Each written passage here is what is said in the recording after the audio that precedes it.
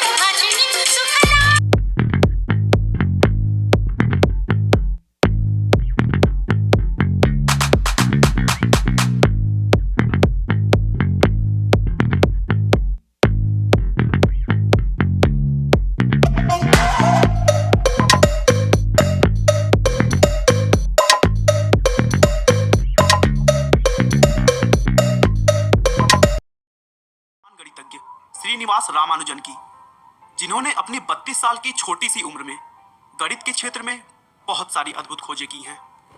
दोस्तों, यह बात जानकर आपको हैरानी होगी कि आधुनिक युग के इतने बड़े गणितज्ञ ने कोई भी विशेष पढ़ाई नहीं की। उन्होंने खुद की मेहनत और लगन से यह मुकाम हासिल किया। वे पूरी जिंदगी गरीबी से जूझते रहे, स्कूल के एग्जाम्स में फेल हो गए, जिससे स्कॉलरशिप मिलना भी बंद हो गया और फिर उन्हें पढ़ाई छोड़नी पड़ी। पूरा जीवन उनके स्वास्थ्य में भी उनका साथ नहीं दिया। नौकरी के लिए भी उन्हें दर दर भटकना पड़ा, लेकिन ईश्वर पर अटूट विश्वास और गणित में उनकी लगन हमेशा उन्हें प्रेरित करती रही और इतने कठिनाइयों के बाद भी उन्होंने हिम्मत नहीं हारी। आप रामानुजन के टैलेंट का अंदाजा इसी बात से लगा सकते हैं कि सिर्फ 11 साल की उम्र में स्कूल में रहते हुए वे कॉलेज लेवल का मैथ सॉल्व करते थे। सिर्फ 13 साल की उम्र में उन्होंने एडवांस ट्रिग्नोमेट्री को रट लिया और अपनी 32 साल की छोटी सी उम्र में मैथ की करीब 3900 इक्वेशंस की खोज की। इस महान गणितज्ञ के सम्मान में पूरा देश उनके जन्मदिन को नेशनल मैथमेटिक्स डे के रूप में मनाता है। तो आइए दोस्तों, बिना आपका समय खराब किए हम श्रीनिवास रामानुजन के बारे में शुरू से डिटेल में जानते हैं। रामानुजन का जन्म 22 दिसंबर 1887 को भारत के तमिलनाडु राज्य में इरोड नाम के एक गांव में हुआ था। उनके पिता का नाम के श्रीनिवास अयंगर था, जो एक साड़ी की दुकान में क्लर्क के रूप में काम करते थे, और उनकी मां का नाम कोमल तामल था, जो एक हाउसवाइफ थी और साथ ही साथ पास के मंदिर में भजन गाने का काम करती थी। रामानुजन का बचपन ज्यादातर कुंभकोणम नाम की जगह पर बीता, जो कि पुराने मंदिरों के लिए अभी भी बहुत फेमस है, और आज भी उनके घर को वहां म्यूजियम के रूप में देखा जा सकता है। बचपन में रामानुजन का बौद्धिक विकास सामान्य बच्चों से बहुत कम था। जहां बच्चे 1 या फिर 1.5 साल में बोलने लगते हैं, वहीं रामानुजन ने 3 सालों तक कुछ नहीं बोला था, और इसी वजह से उनके घर वालों को चिंता होने लगी थी कि कहीं वो गूंगे तो नहीं। रामानुजन की मां ने 1891 और 1894 में 2 और बच्चों को जन्म दिया, लेकिन दुर्भाग्य से दोनों की बचपन में ही मृत्यु हो गई। 1 अक्टूबर 1892 को रामानुजन का एडमिशन एक लोकल के स्कूल में करवाया गया। उन्हें पढ़ाई लिखाई का शौक बचपन से ही था, और मैथ के सब्जेक्ट में तो उनकी विशेष रुचि थी। रामानुजन ने 10 साल की उम्र में प्राइमरी की परीक्षा दी और पूरे जिले में सबसे ज्यादा नंबर लाने वाले छात्र बने, और उसके बाद आगे की पढ़ाई के लिए उन्होंने टाउन हायर सेकेंडरी स्कूल में एडमिशन ले लिया। शुरू से रामानुजन के दिमाग में हमेशा अजीबोगरीब क्वेश्चंस आते रहते थे, जैसे संसार में पहला पुरुष कौन था, पृथ्वी और बादल के बीच की दूरी कितनी होती है, और भी इसी तरह के बहुत सारे।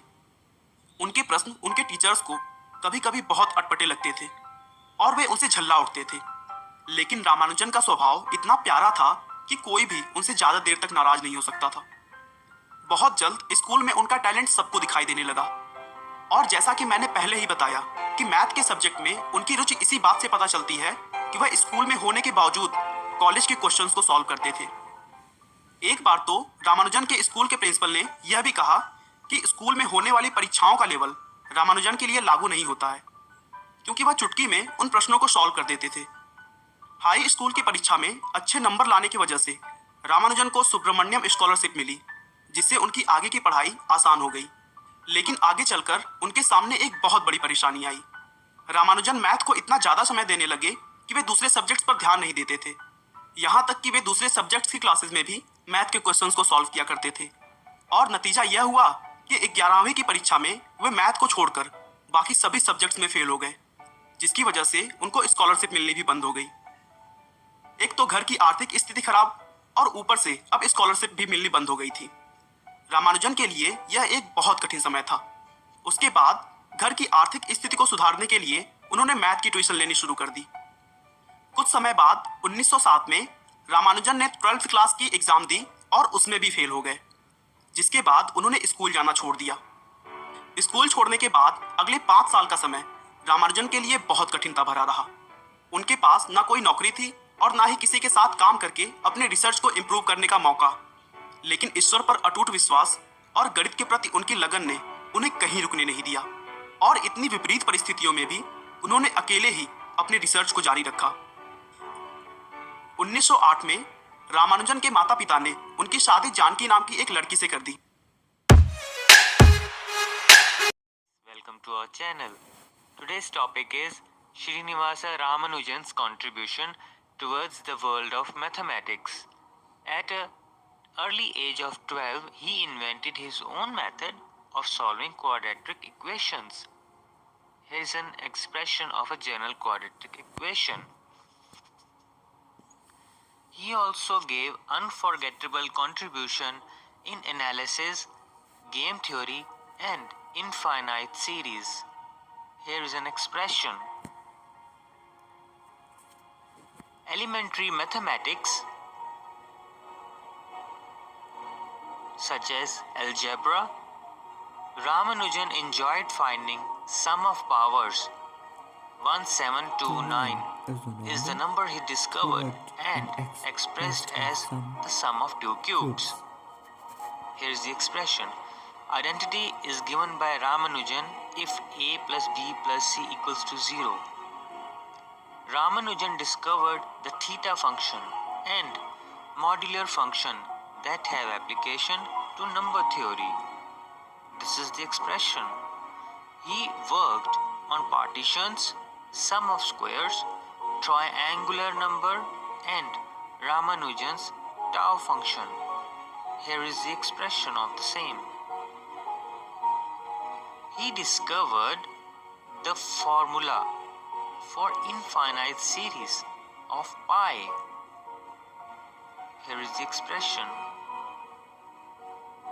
Ramanujan was well known for his asymptomatic formula in number theory. Here is the formula along with his picture with G.H. Hardy. He gave 2000 contribution to continued fractions.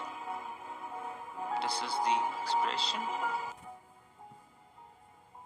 No one in the history of mathematics had skill of finding continued fraction of various functions. He developed exceptionally efficient way of calculating pi that were later included in computer algorithms, various formula in physics to describe the motion of pendulum and vibration of string, also the alternating current. Ramanujan's number theory has best application in cryptography as well. Cryptography is very much used in computer programming.